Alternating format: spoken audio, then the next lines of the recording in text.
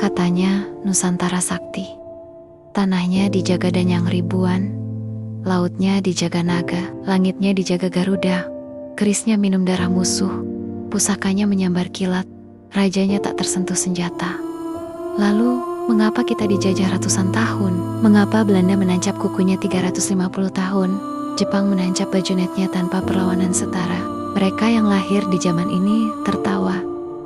Kaum sains, kaum ateis, kaum Gen Z yang berijazah emas berkata, itu hanya mitos, cerita tidur untuk anak bodoh. Mereka tak tahu. Dulu sebelum Aji Saka mengubah aksara leluhur, Nusantara ini ibarat benteng tak terlihat. Setiap huruf adalah pintu gaib. Setiap ejaan adalah jaring mantra yang mengikat bumi, langit, dan laut dalam satu nadi. Tapi saat aksara diubah, kuncinya patah. Kita kehilangan sandi leluhur. Kesaktian yang dulu menghadap keluar, kini berbalik menusuk dada sendiri. Pusak kita beradu dengan pusaka kita.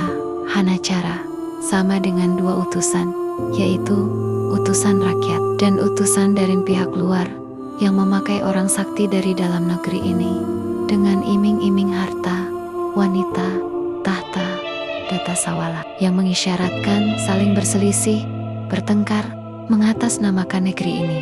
Pada jayanya, mengisyaratkan keduanya sakti sama sakti, beradu kesaktian. Magabatanga mengisyaratkan kedua utusan mati menjadi bangkai. Yang tersisa hanya orang biasa, pihak luar masuk, ganti semua. Seperti sekarang ini, tragedi itu pun masih berjalan. Orang kaya melawan orang kaya, orang pintar menyalip orang pintar, pejabat menjerat pejabat, ulama berdebat di mimbar suci, tapi di dalam dadanya dagingnya busuk, hanya bajunya yang putih. Di meja pemerintahan, oposisi bukan lagi penyeimbang, melainkan racun yang mengadu. Bukankah mereka orang kita sendiri? Hanya yang satu membela rakyat, yang satu membela asing. Kita selalu harus membunuh diri kita sendiri, dan itu diulang-ulang terus. Tapi bedanya, kesadaran kita tahu, tapi tak sadar, atau sadar, tapi terkunci. Ibarat matahari dibuat jadi bohlam lampu pijar, terang, tapi hanya untuk satu ruangan. Musuh luar tak perlu mengangkat pedang. Mereka cukup duduk di kursi, menunggu Nusantara saling memakan, menunggu para pemangku pusaka mati satu persatu, menyisakan rakyat jelata yang lapar dan buta sejarah. Dan ketika itu terjadi, mereka masuk, mereka gantikan orang kaya kita dengan orang kaya mereka, orang pintar kita dengan orang pintar mereka. Mereka ubah buku sejarah kita, dan kita pun menghafalnya dengan bangga. Lalu boom, Nusantara runtuh tanpa perang. Kita hanya berdiri di atas tanah warisan leluhur, sambil menyanyikan lagu kebangsaan, yang artinya pun tak lagi kita pahami.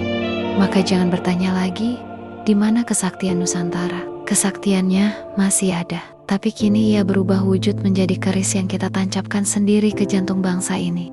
Yang lebih menyakitkan, ilmu buku leluhur kita dibawa keluar, diteliti, dipelajari, dan jadi teknologi, jadi sent, di negeri ini jadi dongeng kesyirikan, dan lain-lain. Tapi ketika orang luar yang memberitahu dengan bahasa mereka tidak lagi ada syirik, juga bukan dongeng, tapi ini saint. Dan di kejauhan, leluhur kita hanya berdiri, memandang anak cucunya bunuh diri, sambil menggenggam aksara yang pernah membuat kita abadi. Hanacaraka, ada utusan yang datang membawa tugas suci, data sagala, membawa keseimbangan, kebenaran, dan hukum. Pada jayanya, bersatu dalam kejayaan, dalam kasih dan keluhuran. Mangathabawa, membawa kewibawaan, keagungan, dan penjaga peradaban. Jangan tanya literasi atau referensi. Renungkan saja maknanya dengan kesadaran, bukan dengan pikiran yang sudah di brainwash. Jangan tanya gaji, tapi tunjukkan dulu kerjamu. Gaji akan mengikuti. Bodoh itu bukan yang tak mau bertanya, tapi mereka yang bertanya, tanpa memahami, mempelajari, menjalani, hanya melihat, berpikir teras bertanya. Apakah warna merah itu manis? Iya manis jika itu sirup, tapi amis jika itu darah. Maka cicipi dulu, lalu bertanya, kenapa?